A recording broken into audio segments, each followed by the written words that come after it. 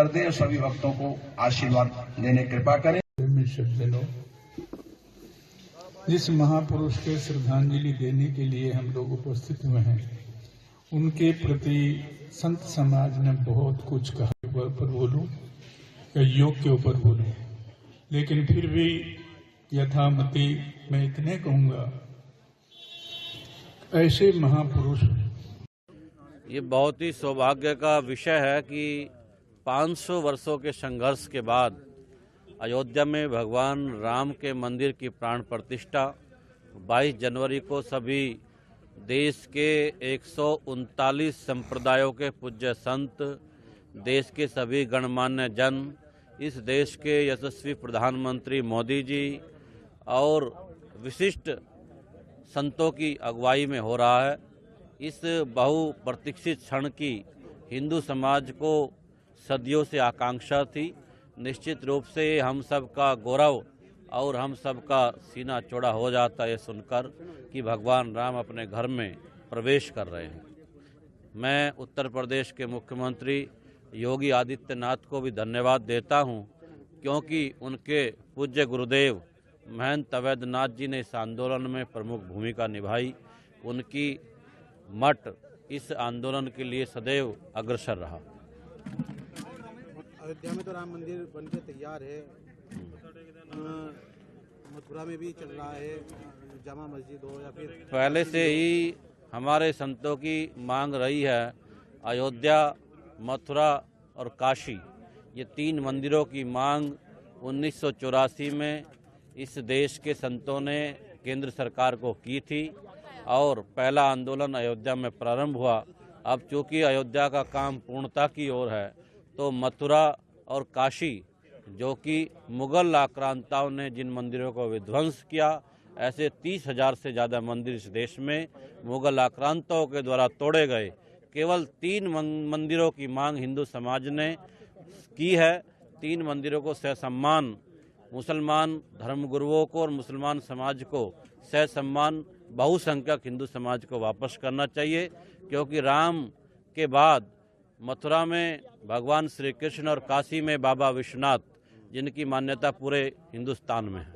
केंद्रीय मंत्री है गिरिराज सिंह ने कहा है कि हलाल मांस को छोड़कर झटके वाला मांस लोगों को खाना चाहिए, और उन्होंने अपने समर्थकों से भी अपील की है।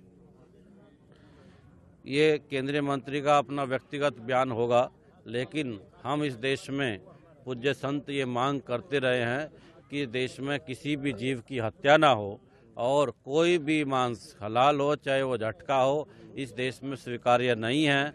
जो नॉन वेजिटेरियन लोग हैं, वो विशेषकर हम सब लोगों की मांग रही है कि गौ मांस ना खाए।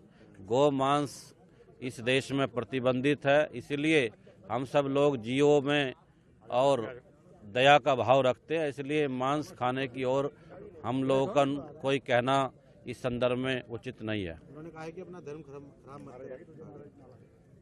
धर्म तो इसकी इजाज़त ही नहीं देता। धर्म जो है मांस खाना या जीवों पर अत्याचार करने की कोई इजाज़त नहीं देता। इस प्रकार के बयानबाजी से ऐसे केंद्रीय मंत्री को बचना चाहिए। वास्तव में पूरे देश के एक एक व्यक्ति का नहीं, पूरे विश्व के सनातनियों का गौरव का अवसर है, क्योंकि 500 वर्षों के संघर्ष के बाद भगवान रामलला अपने स्थान पर जाने वाले हैं, पहुंचने वाले हैं। भव्य दिव्य स्वरूप में 22 जनवरी को विराजमान होंगे, उनकी प्राण प्रतिष्ठा होगी। और सबसे बड़ी बात यह है कि देश के यशस्वी प्रधानमंत्री श्री नरेंद्र भाई मोदी स्वयं उपस्थित रहेंगे, उत्तर प्रदेश के मुख्यमंत्री उपस्थित रहेंगे। तो वास्तव में सौभाग्य नहीं, परम सौभाग्य है सभी सनातनियों का। और दूसरी बात यह है कि 22 जनवरी ये भारत को हिंदू राष्ट्र घोषित करने की पहली सीढ़ी है। विश्व में भारत धर्मगुरु के रूप में स्थापना हो, विश्व गुरु के रूप में उसकी स्थापना हो, ये उसकी पहली सीढ़ी है और अब भारत उसकी तरफ बढ़ रहा है। तो वास्तव में योगी आदित्यनाथ जी को हम बहुत बहुत शुभकामनाएं देते हैं कि भगवान ने उनको अवसर दिया है और उस अवसर को वो पूरा करने जा रहे हैं। उत्तर प्रदेश के मुख्यमंत्री ने हलाल प्रोडक्ट पे भी बैन लगाया था। अब गिरिराज सिंह का भी बयान आया कि उन्होंने कहा कि हलाल का मांस मत खाए, झटके का मांस खाए। हलाल तो पूरे देश में प्रतिबंध लगना चाहिए, क्योंकि हलाल से देशद्रोही गतिविधि होती है। हलाल के सर्टिफिकेट के माध्यम से हजारों करोड़ों रुपए का जो व्यवसाय होता है कंपनियां करती हैं, और कंपनियां हलाल कंपनी को देती हैं, और वह हलाल कंपनी हिंदुओं के खिलाफ उस पैसे का दुरुपयोग करती है, राष्ट्रद्रोही पैदा करती है, सनातन द्रोही पैदा करती है। तो हलाल तो पूरे देश में पूरी तरह प्रतिबंधित होना चाहिए। मैं इसकी मांग करता हूं, क्योंकि हलाल जो कंपनी है वो मानवता विरोधी है, विश्व की शांति की विरोधी है। उनके बयान को कैसे देखते हैं? गिरिराज सिंह के बयान को कैसे देखते हैं? उन्होंने समर्थकों से भी अपील की है कि अपना धर्म खराब नहीं करेंगे हलाल मांस। नहीं, अगर उन्होंने ये कहा है कि हलाल नहीं खाना चाहिए तो अच्छी बात है, इसके तो हम भी समर्थन में हैं। और हलाल को देखना भी मना है, खाना तो बहुत बड़ी बात है। दूसरी बात है, जो उनके हलाल की परिकल्पना है वो ये है कि जो इस्लाम और कुरान, अल्लाह और मोहम्मद को नहीं मानता वह काफिर है, और काफिर की हत्या करना, और हत्या भी हलाल करके करना, धीमे धीमे तड़पा तड़पा के मारना, तो ये जो परिपाटी है तो ये बहुत खराब परिपाटी है, मानवता की विरोधी है। मैं इसका घोर विरोध करता हूँ।